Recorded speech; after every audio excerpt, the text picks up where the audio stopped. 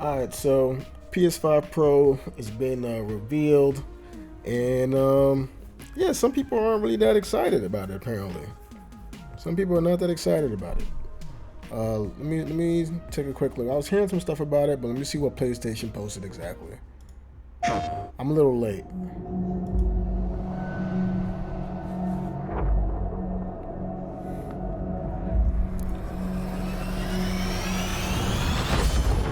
The next leap in console gaming. Okay. So like Wolverine, clawed it up, enhanced with PlayStation Spectral Super Resolution. That sounds like a bunch of fancy wording. Wait, what did I say? Feature only available on select PS5 games that have been enhanced for PS5 Pro. When compared with PS5, PS5 Pro enhanced features will vary by game. Okay. Gotta read the fine print, y'all. Gotta read the fine print.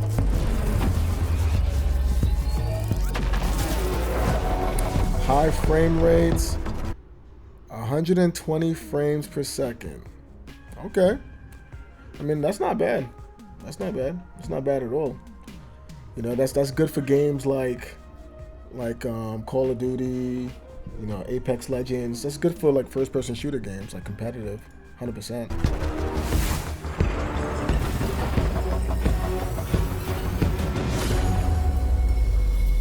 Advanced ray tracing. Okay. Now, what was wrong with our ray tracing before? Ray tracing before not advanced. Vertical stand sold separately. Oh yeah, I heard about that. I heard people complaining about that. I like how they put it in the fine print because they're showing a picture with the vertical stand sold separately. All right. What is that? Witness what? Witness play unleashed. What does that mean? All right, so that seems like to be all of it. So the only thing that I noticed here that really meant anything was the 120 frames per second. That's like the biggest thing. That advanced ray tracing, what does that even mean? Like, we already have ray tracing. The only difference that I can see that could be a difference is if you can do your ray tracing and 120 frames per second at the same time. Because you know, in most games, you gotta like pick between the two. Like if you're playing like the Spider-Man game, for example, you gotta choose to either have like the high fidelity ray tracing and all that, or performance mode. So it's either quality or performance mode. In performance mode, that'll give you 60 frames per second, when the high fidelity ray tracing will give you only like 30 frames per second. There's a lot of games that's like that. As far as console goes, if you're playing on PC, you can get all of that combined. But if you're playing on console, you usually have to choose between really nice high quality 4K resolution or whatever and ray tracing, but you only get 60. You're stuck at 30 frames, or you can get no ray tracing. The quality still looks good, honestly, to me, and you can get 60 frames per second. And if I'm not mistaken, I mean, I don't know about the majority of people, but I would assume that most people will go for the frame rate, right? I know every time that I choose, when I have to choose, I go for the frame rate over the high fidelity, because the game still looks good in whatever quality that it is.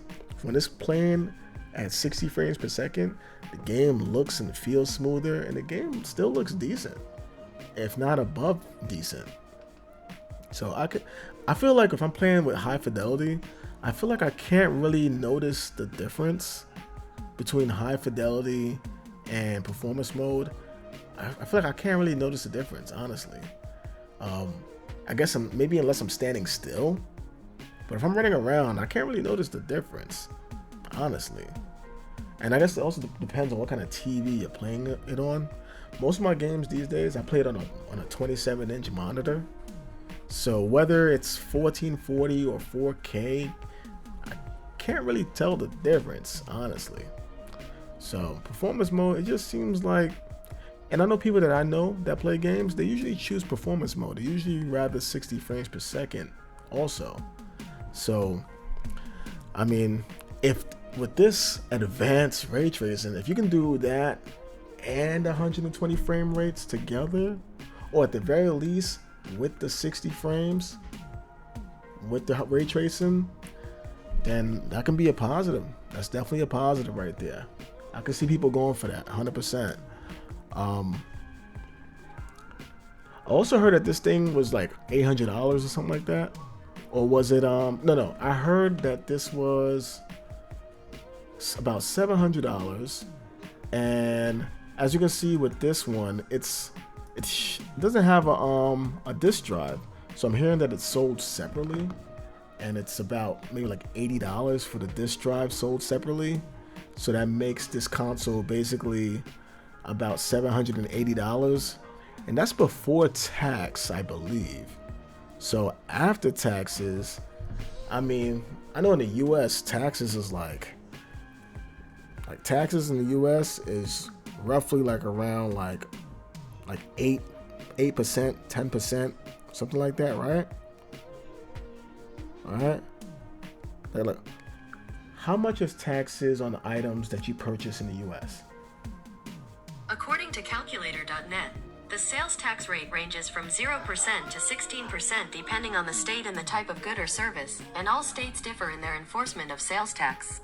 All right, so let me say I'm in New York. So how much are the sales tax on items that you purchase in New York? According to Avalara, the New York State sales tax rate is currently 4%.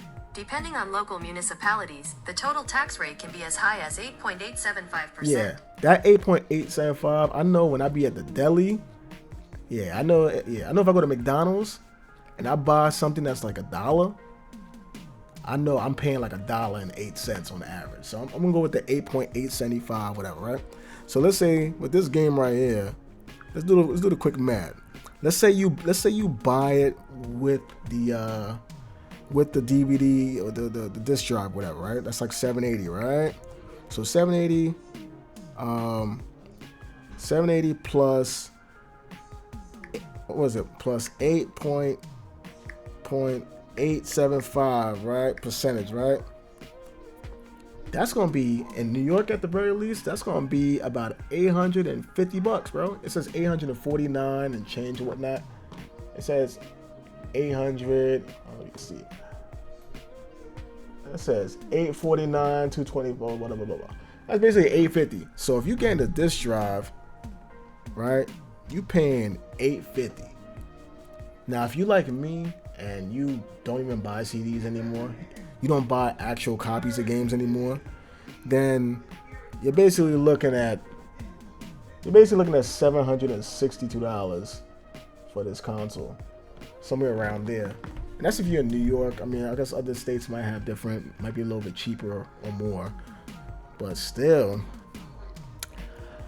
I mean, I've seen people arguing about the price and is it worth it?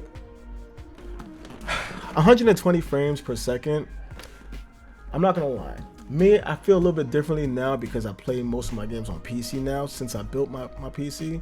Because I've been playing games on PC for about 3 years now.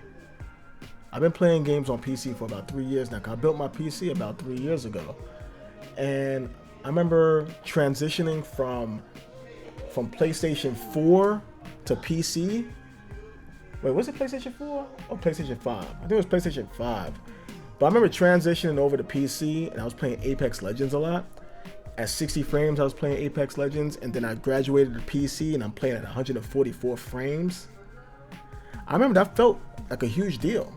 So for console players, going from 60 frames playing Call of Duty or Apex, whatever, to 120 frames, that's going to be a fire move for them. I mean, now for the gamers who are not really pressed for like competitive shooters, I mean, if you're playing Ghost of Tsushima or Assassin's Creed, I don't think you're going to notice much of a difference between 120 frames and 60 frames. I don't think you're going to really feel the difference like that. And honestly, I mean, I mean, I think that's like the biggest selling point for this console. If you're like a first-person shooter person, you know what I mean? Where you need the higher frame rate to, if you're trying to compete, I guess. I mean, outside of that, I don't really see much of a selling point for this. You know what I mean? I mean, I see they're saying the higher frame rate mixed with, they're saying high resolution or advanced ray tracing.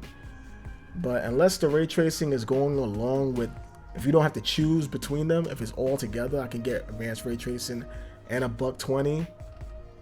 Like, if you still have to choose, then what's the point? You know what I mean? So, if you don't have to choose, that's cool. If you could do that with the 60 frames, I guess that's cool. But is it worth?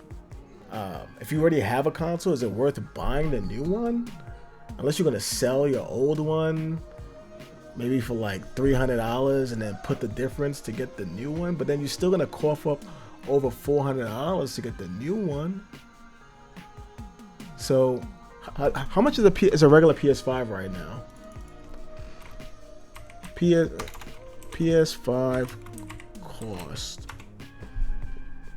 What is the average price for? How much should a PS? So the average price for a PS5 right now is about $500. So if you sell your PS5, right, it's used, right? You sell your PS5. Let's say you sell it for half the price. Maybe you sell it for like $300. All right, you sell your PS5 for like $300. You're still gonna have to cough up damn near the price of a brand new PS5 just for the PS5 Pro. So I mean, if you decide to do that, I mean, is that worth it? Extra $400 for an extra 60 frames per second that you're probably not gonna really notice unless you're playing a competitive shooter. I don't know, man. I don't know. It's a little tough. And then, also this. Most TVs, like, as far as like the affordable ones, their refresh rate, like their hertz is like 60 hertz, right? Most of these like 55-inch TVs, 60-inch TVs, their hertz is like 60 hertz, which 60 hertz TVs, you can only play up to 60 frames per second on a TV that's 60 hertz. So if you check your TV and your TV is only 60 hertz, then you get this PS5 Pro, you're not going to be able to take advantage of the 120. You're not going to get 120 frames per second on a TV that's 60 hertz. You're going to have to get a brand new TV too. So you have to get a brand new TV that has at least 120 hertz or 140 something hertz or whatever to really take advantage of the 120 hertz, 120 frames per second. So you got to keep that in mind too. If you get a PS5 Pro, and all the TVs in your house or whatever monitor you're gaming on, if it doesn't go past 60 hertz, then you're not going to get 120 frames. So you got to keep that in mind too. You know? So I don't know, there's a lot to think about if you're going to buy that. If you're going to buy that, I mean, and then also, I mean, there's a lot of games out that's not even reaching 60 frames per second. Dragon's Dogma 2 didn't hit 60 frames per second. That was at 30. If I'm not mistaken, I think GTA 6 is going to be 30 frames per second as well. I don't think GTA 6 is going to be 60 frames. So you're marketing 120 frames, but there's great games that are out that are not even doing 60 frames, let alone 120. So... And it's the developer's choice. It's not like the console, I think. I think it was the developer's choice to make it 30 frames, if I'm not mistaken. I could be wrong, but you know what I mean? So, I mean, I don't know what to say. Starfield was 30 frames. That wasn't even 60 frames on console. I think on PC, it was 60 frames, I believe, at the very least, on PC. So who knows? Maybe it is the hardware. Maybe, I don't know. If they said with the new PS5 Pro, all your games is gonna be able to play at the very least 60 frames, if it wasn't doing it before on the previous PS5, then that's a positive right there. That enhances the frame rate for even the older games. But if any game you have right now that's stuck at 30 frames, because that's how it was designed, if that's where it's at and nothing changes, then what's the point? You know what I mean? I don't know. That's where I'm at right now. I'm just thinking, right now it sounds like the only selling point for that game, for that console, would be the frame rate, and that's if you're playing a game like Apex Legends, Call of Duty, maybe even Fortnite. Let's see, $700. Let me see what the comments are saying. $700, no disk drive, no stand. Incredible. I'm not gonna lie, they could at least do the stand in there for $700, like at the very least. The PS6 is sold without a controller, and the PS7 is sold in bundles so you can assemble it yourself. That's crazy. The benefits of console over PC: affordable, physical media, exclusives. You have failed at all 3. Okay. For those without the restore dislike extension, the dislikes are at over 230,000. Wow. So it's over 230,000 dislikes, and the likes are at 60,000. The likes are at 60,000. And 15 hours ago, the dislikes were at 230,000. So I can only imagine what it's like now. It's probably like around 300,000. That's crazy. If the dislikes are close to 300,000 and 2 million people seen this already, golly, bro, that's like 20%. That's like roughly around like 20%, right? Oh, like dislikes of all the views. Said, guys, your studio just wasted $200 million on Concord. You are not in the position to ask for $700 for a console without a stand. I mean, maybe they are in the position to ask, because maybe they need to make that money back. That's probably why. They probably got to make that money back for Concord, bro. That's probably why they're doing this. No. Even Linus, why the PS5 Pro is $700? Oh man, bro.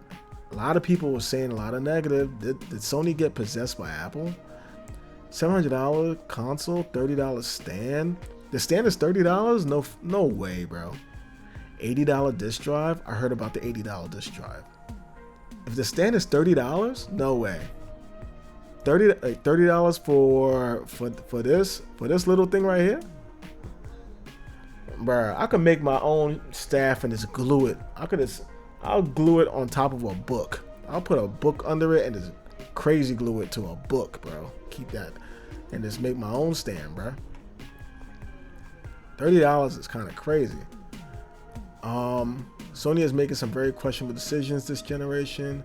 Play has no limits. I'm pretty sure $900 is a pretty big limit for most people, Sony. $900, yeah, that's not that far off. Because if you buy the disc drive with taxes and everything, it's gonna be at least like $850. All right, so this is what people are saying, man. No games, but take the $700 plus PS5 that you didn't ask for. I'm not gonna lie. Was anybody even asking for a PS5 Pro? I'm not gonna lie. I can't really say much for myself. Me, I mean, the only games I play on my PS5 are games that I can only play for PS5. But any other game, if I could play it on PC, I just play it on my PC. So it's hard for me to be the one to be like, oh, who really playing? Who really looking for this? Who really asked for this? I'm not gonna front. If I didn't have a PC, I'll say this though. If I did not have a PC, I would probably be one of the people that they're marketing this to. Why? Because 120 frames, I like to play Apex Legends, and I would see that as a big positive. Because I play Apex Legends. Like, Apex Legends is my default game. In between me playing story-based games, I'm playing Apex Legends. Like, Apex Legends it's like story-based games are like my cereal, and Apex Legends is like my milk. You know, like in between, like I'll eat the cereal, like I'll play a story-based game. When I'm done playing that, I drink the milk. The milk is Apex.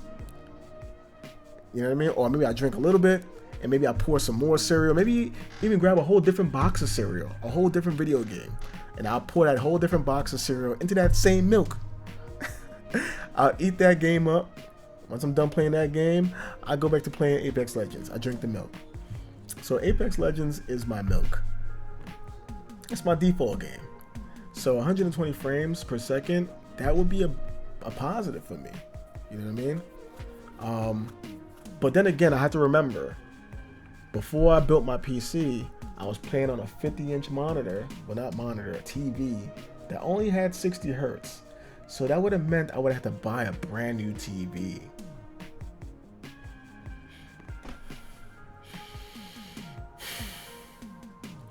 So that means that the PS5 Pro would cost me a lot more than $800. It'll cost me a lot more than $800 because I would have had to buy a brand new TV that gave me at the very least 120 hertz in order to enjoy the whole purpose of me getting the new console. I don't know, man. Unless you have a TV that's already 120 hertz and up, or a monitor that you're playing on, yeah, I'm not gonna lie, that's gonna be a tough sale, bro. That's gonna be a tough sale. But anyway, I don't know I don't even gotta know what y'all thoughts. I'm already seeing the majority of the thoughts right now. Y'all probably gonna say the exact same thing that these people are saying. But hey, man, I know they gotta make their money back for Concord, so I guess we'll see what happens. I love PlayStation. I've had both consoles, Xbox and PlayStation. I've enjoyed my times with Xbox 360. That's the last Xbox I had, Xbox 360, and I enjoyed my time with that. But after I went back to PlayStation, when I got the PlayStation 3, and when I got the PlayStation 3, then I ended up getting a PlayStation 4, and I just never looked back. So I love me some PlayStation. So I don't have anything negative to say about this. Everything that they said here sounds great, but I think this is more for the people who don't already have a PlayStation. It's for people who don't have a PlayStation already, or they are big into like COD or like Apex Legends or like Valorant or whatever. Like they're big into like those first-person shooters, right? So don't have a PlayStation at all. You're big into multiplayer first-person shooters, or you already have a TV that could do 120 frames. Because if you don't, then they might as well sell you a TV with this as a bundle. You know what I mean? So I feel like you gotta be one of those three. You already have a TV that supports 120 frames. You are big into first-person shooters, and you don't have a PS5 already. Like, you don't have one. You know what I mean? Those are the people that would probably be the majority vote as far as getting it. All right, let me move on from here. I think I spent enough time on this.